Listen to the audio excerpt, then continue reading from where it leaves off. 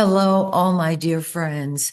This is Maxine Taylor with the United States forecast for the month of December. I'm also going to give you a look at the distant future. Well, actually, it's not distant. It's going to be here before we know it. And at the end, I will share the information that I've shared with several people. Um, in the hope that this lifts you up and gives you hope itself. Okay, so before I forget, I am going to be giving a workshop, an all-day workshop on Saturday, December 14th from 10 a.m. to 4 p.m. It is called How to Read Your Astrology Chart. I'll be giving it at the School of Stillness, owned by my dear friend, Dr. Arlene Diamco. Um, she is a multi-dimension MD, and she is brilliant. So if you are interested in learning about you, everybody's going to have their own birth chart. I'm going to show you how to interpret it. And I tend to be very positive when I give readings. And so hopefully you will be joy-filled after this particular workshop.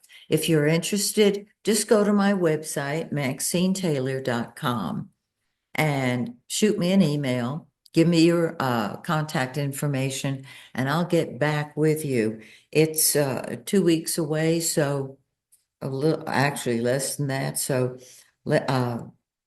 if you're interested, call me now. Okay. The other thing I'm doing is I'm training people on how to do my workshop on secrets from the womb. It's a 3-step technique that has transformed lives. It started with mine. I didn't write this book, God wrote it. And I hope you enjoy it, those of you who've bought it. It's the hidden pact that runs your life. It's time for all negativity to be released. And so if you would like training, I'm offering workshops, one in January and another in February. I have to stop and think about all these dates.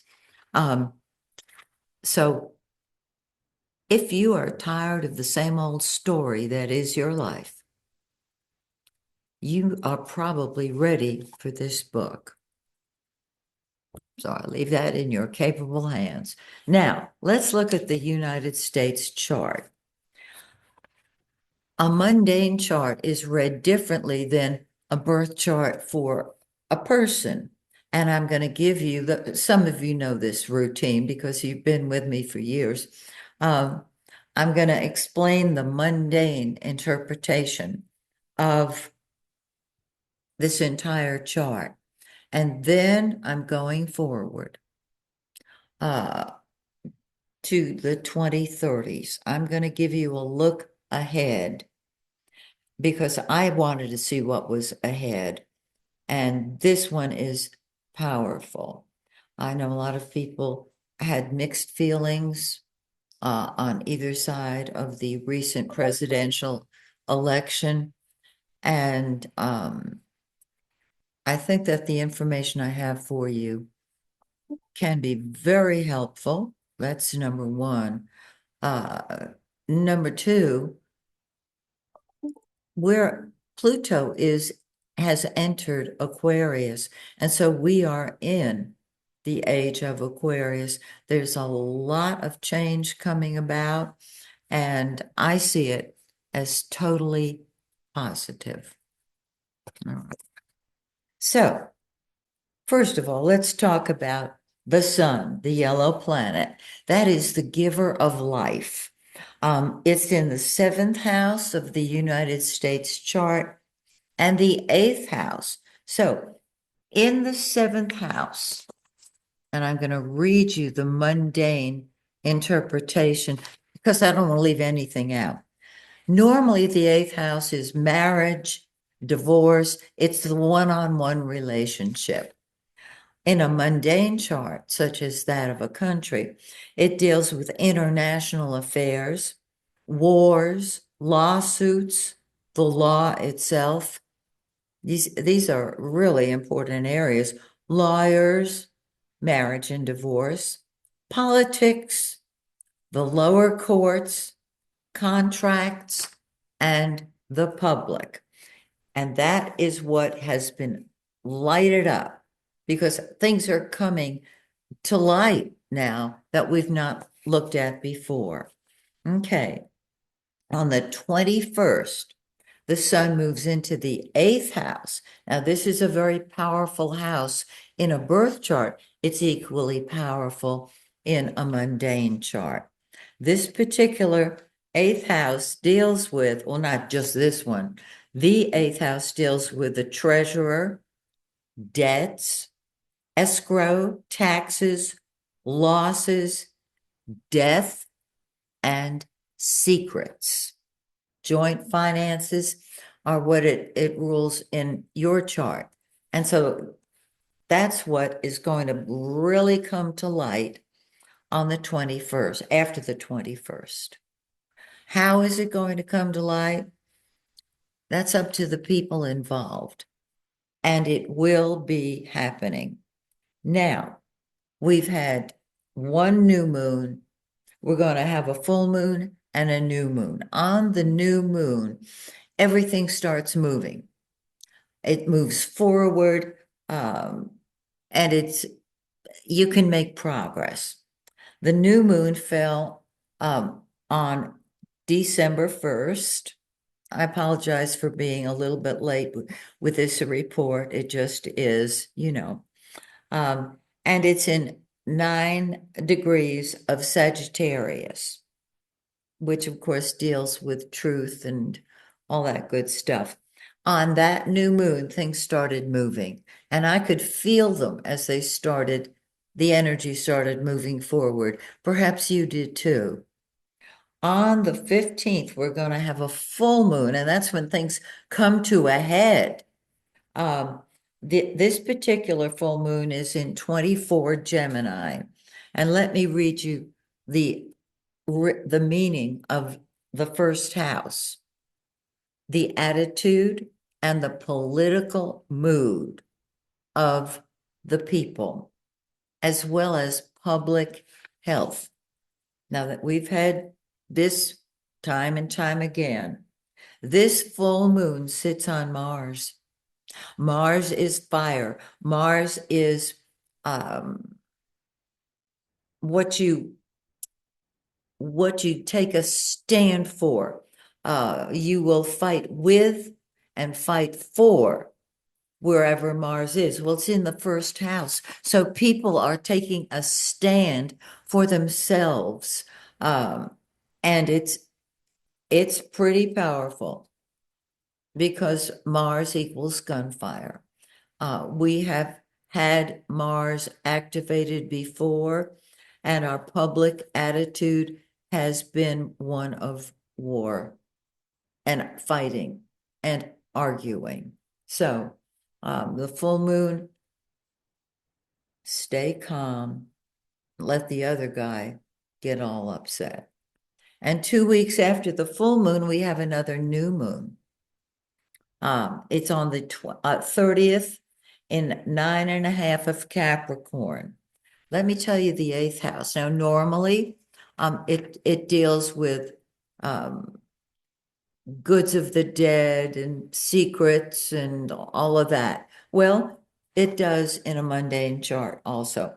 It rules the treasurer, debts, the country's debts, escrow, taxes, losses, death, and what it is universally known for, secrets.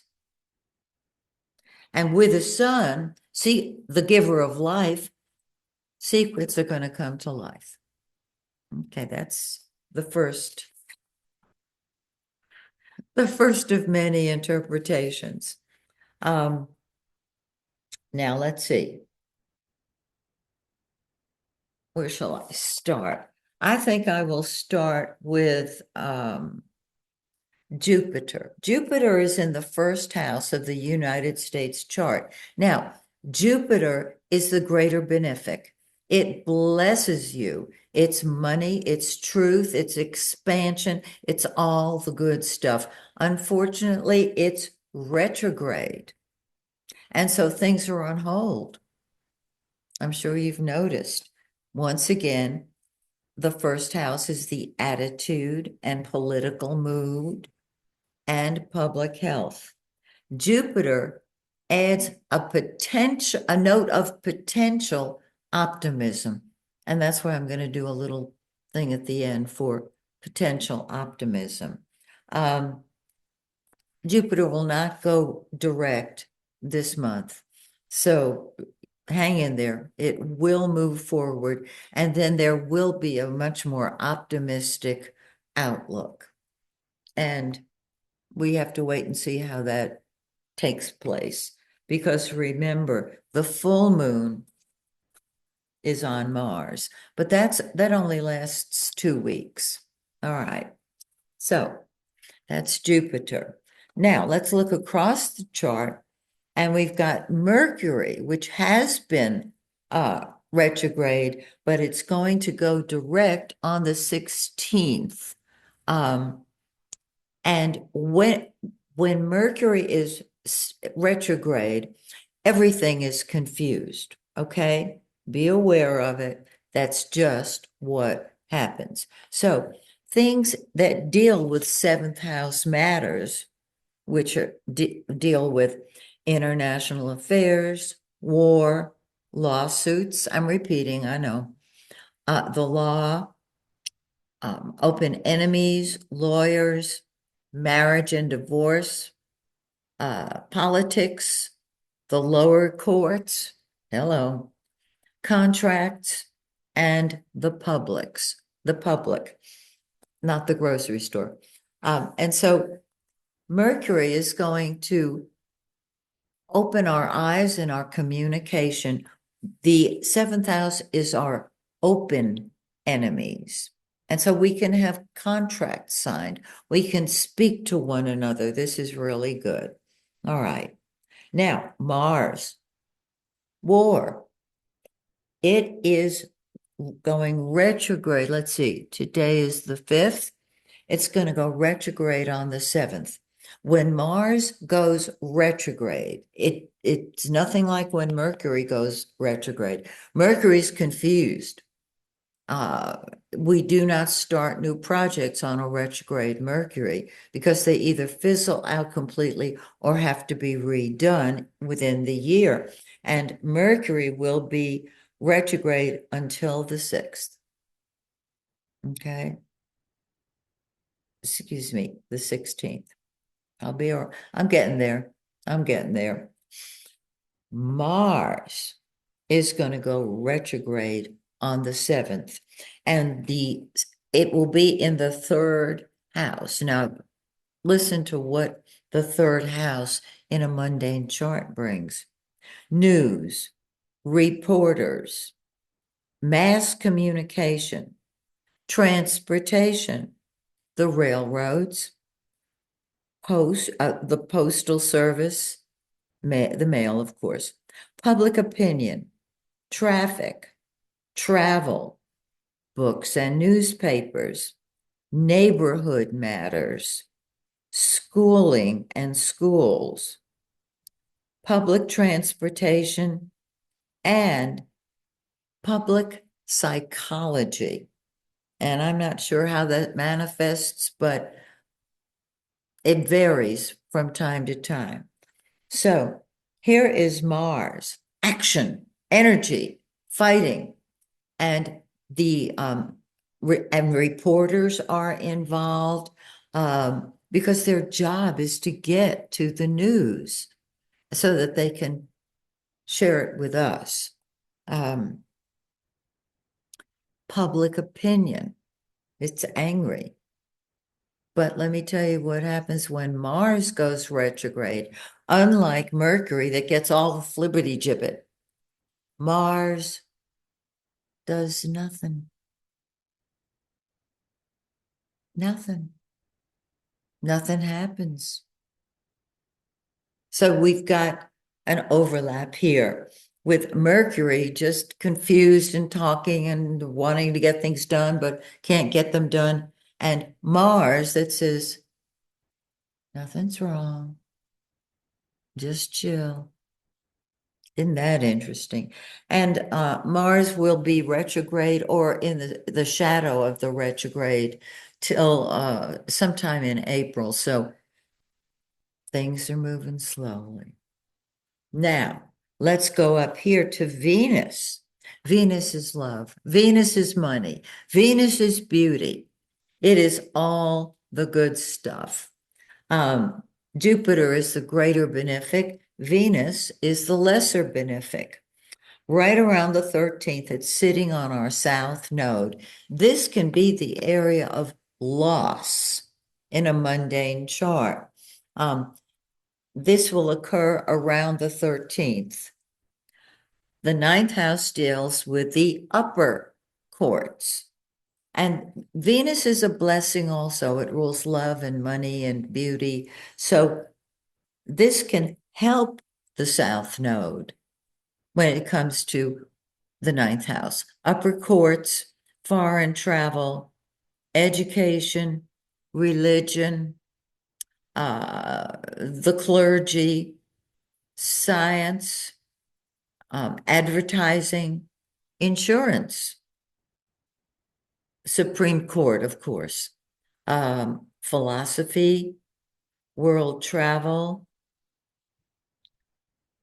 and that's pretty much it. And so Venus brings love.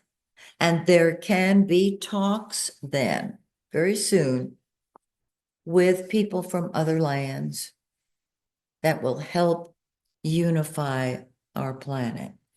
On the 19th, Venus moves into the 10th house. Now, this is the top of the chart, and that's what the world sees.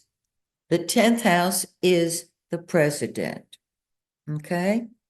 And so, with Venus in the 10th house, here's the 10th house, the president, our reputation in the world, the party in power, which is right now considered the Democrats because we have a Democratic president, our public image, and all of our leaders. And it sits on the moon on the 23rd. Let me see what the time is here. Okay, yes. It sits here on the moon and brings love and brings happiness to our public image. And this would be President Biden, which is wonderful. I don't know how it's going to work out, but we'll all watch together because on the 23rd, the moon comes into play. And let me just look here. The moon in a mundane chart deals with money. In the United States mundane chart, deals with money. And so there can be many blessings that come about. Okay. Now, I've covered all of the planets and all that good stuff. And I'll tell you what I'm going to share with you now. Earlier this year, I had to know what was going on in the future. I'm an astrologer. Of course, I wanted to know that. And I'm going to share with you what I saw. Astrology students, I looked in the ephemeris and took the aspects from the transiting planets to the USA's charts planets. And I was really unsettled. It was very, very upsetting to me because Pluto is involved. And then I remembered Pluto is transformation. And so while it might at first seem very negative, what I'm going to share with you gives us a chance to start all over again. In other words, Pluto can be death or rebirth. And so I'm going to explain that in the US chart. The other planet, Uranus, very, very interesting. They tie in together. I'm going to start here with the first house. And remember, the first house deals with our attitude, our health, our political mood. Transiting Uranus, that's the Uranus that's going round and round, returns to its natal place every 84 years. That Uranus is sitting on the United States Uranus and the ascendant, which is the rule on the cusp of the first house. Natal, the United States natal Uranus, of course, is also triggered. It's that simple. So you've got the transiting Uranus, and this is rebellion. This is out with the old, in with the new, although you would say, well, that's Pluto. But Uranus is rebellion. And so the public is going to be rebellious. This is 2026. By 2027, Uranus is sitting on Mars. When you get Uranus on Mars, it's explosive. It is explosive. Now, when I do a chart on someone, a yearly chart, it's Mars and Uranus coming together that cause a lot of problems. So Mars can sit on Uranus and just bring about the need to bust loose. And if somebody comes to me for a reading and they're ready to bust loose, I look at their chart and I see there is a Mars Uranus conjunction going on. And so we can expect explosions. Yes, we can. With Uranus on Mars in 2027, that is to be expected because Uranus is going back and forth over the first house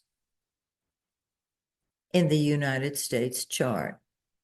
And so whatever has been going on prior to this time, the populace will rebel against it. Okay? Now, let's look up here at the midheaven. Pluto, the planet of transformation, death and rebirth, out with the old, in with the new. When Pluto does anything, it does it all the way. If you're building a house and Pluto is somehow involved in your building it, you might say, well, I really like the foundation of the house and I like the fireplace. Can we keep that? And Pluto says, no. Out with the old, totally out with it. And so the 10th house ultimately is the president. But I'm getting ahead of myself. Pluto in 2028 is sitting on that south node. Either it is a rebirth of our communication with our foreign friends, or it is an ending of contracts that we have made. I like to see this as the re-emergence of hands across the sea. Now, Pluto moves up to the midheaven, the top of the chart, and that midheaven is the cusp of the 10th house. The 10th house rules the party in power. It rules the president. It rules our leaders. It rules our public image.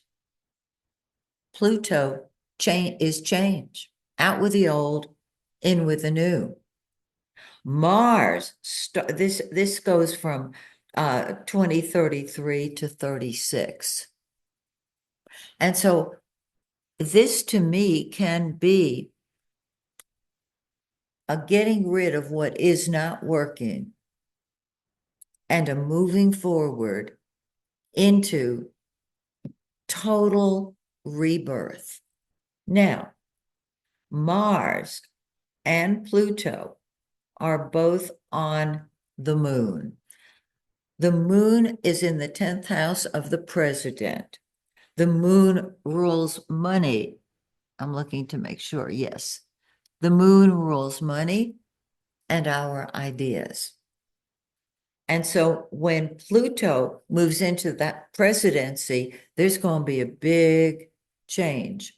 When Mars sits on the moon, which it does from 2028 to 29, Mars in the 10th house really says, let's get going now. Let's not wait. And so the change that in the presidency, in the leadership, in the concept of the type of leadership we want is triggered. And I realize that this can be a beautiful rebirth, a rewriting of everything that our founding fathers set up, except it will be updated to apply to today, or I should say tomorrow, so that the world and the doctrines that we follow are transformed into the current ones, into what will work really well for people. We have a choice. And my suggestion is that you prepare to be a part of a beautiful, wonderful solution rather than out with the old, in with the new. It'll happen, but the transformation can be wonderful. We have the choice. When I first looked at this, I was very unhappy because I was interpreting it negatively.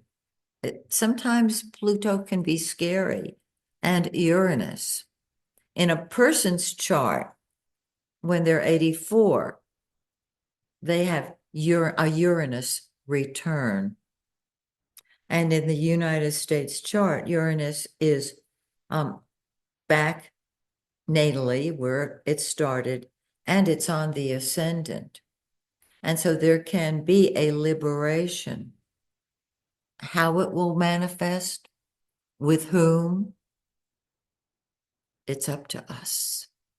And so I'm preparing people to move into the light, move into love by helping them find their mission, by writing books that transform lives. And I hope that my videos are helpful to you. And I encourage you to find something that you're passionate about that will help our country. Don't just sit back and wait for some politician to do it. It's up to us. And when we do that, when all this tumult is over, my hope is that we have a beautiful world of peace. Not lying, not cheating, not coming from the dark side, but coming from the light of love, because that is what we are. So the choice is ours. I've made mine. If I can help you make yours by helping you find your life's mission.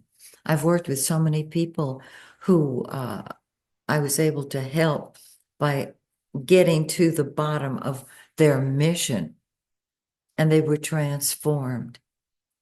If you do your best, you will attract people who do their best. We are mirrors and magnets for each other.